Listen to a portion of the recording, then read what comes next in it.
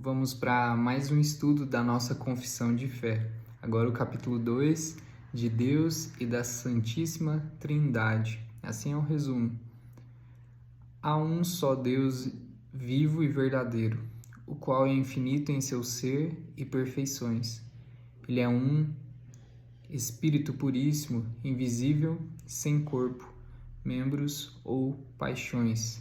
É imutável, imenso, eterno, incompreensível, onipotente, onisciente, santíssimo, completamente livre e absoluto,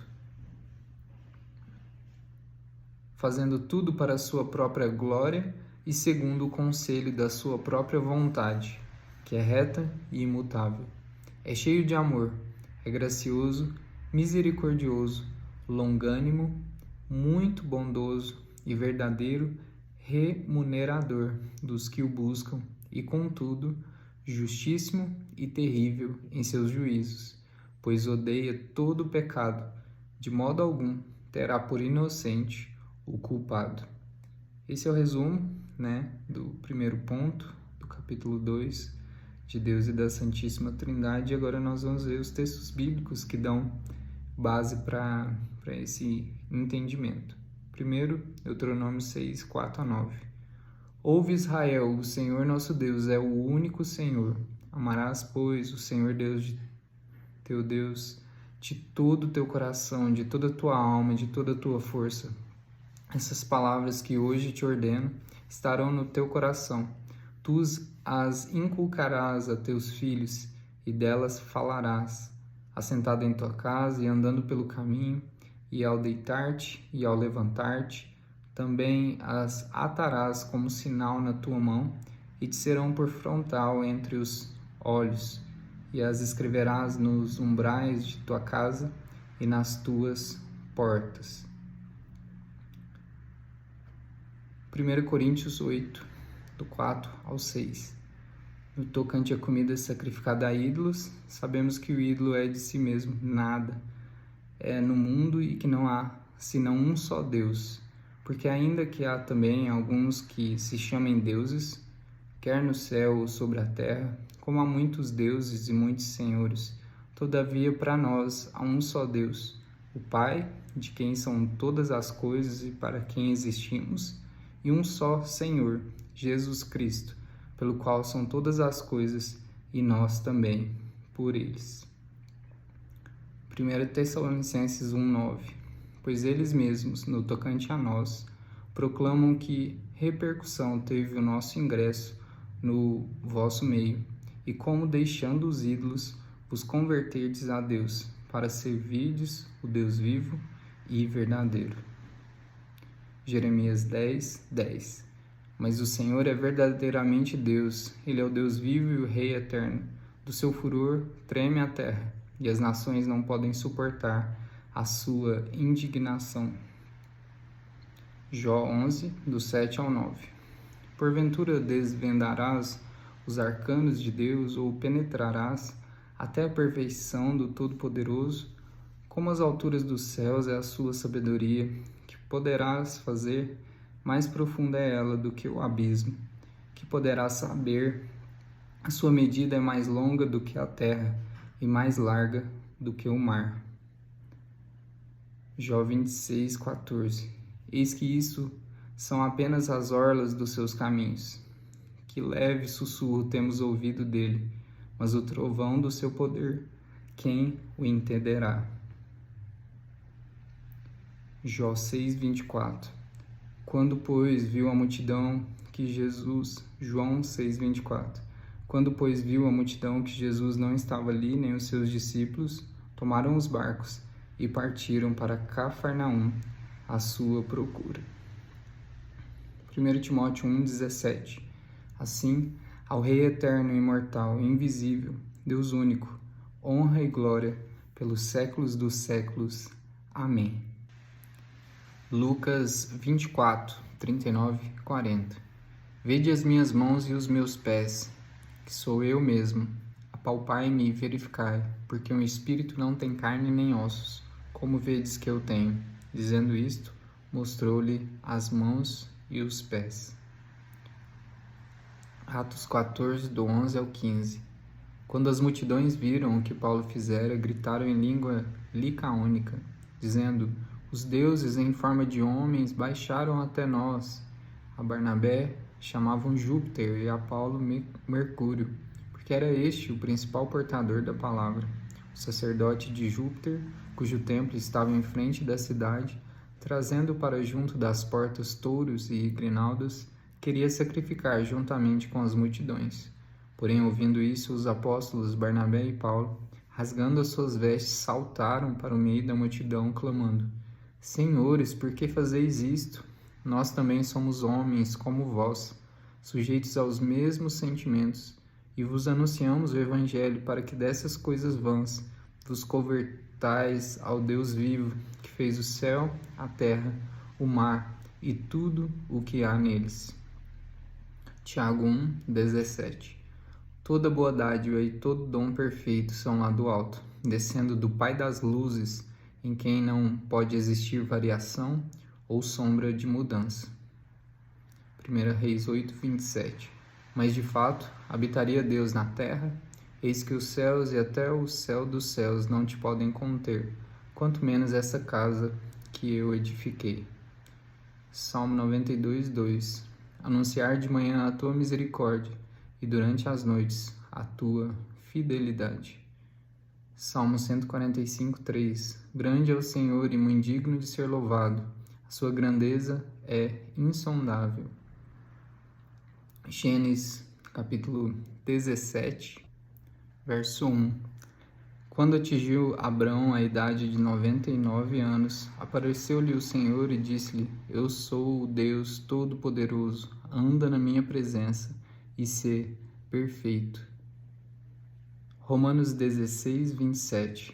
Ao Deus único e sábio seja dada glória, por meio de Jesus Cristo, pelos séculos dos séculos. Amém. Isaías 6, 3. E clamavam uns para os outros, dizendo: Santo, Santo, Santo é o Senhor dos exércitos, toda a terra está cheia da sua glória. Salmo 115, 3. No céu está o nosso Deus, e tudo faz como lhe agrada. Êxodo 3, 14. Disse Deus a Moisés: Eu sou o que sou. Disse mais: Assim dirás aos filhos de Israel: Eu sou, me enviou a vós outros. Efésios 1, 11.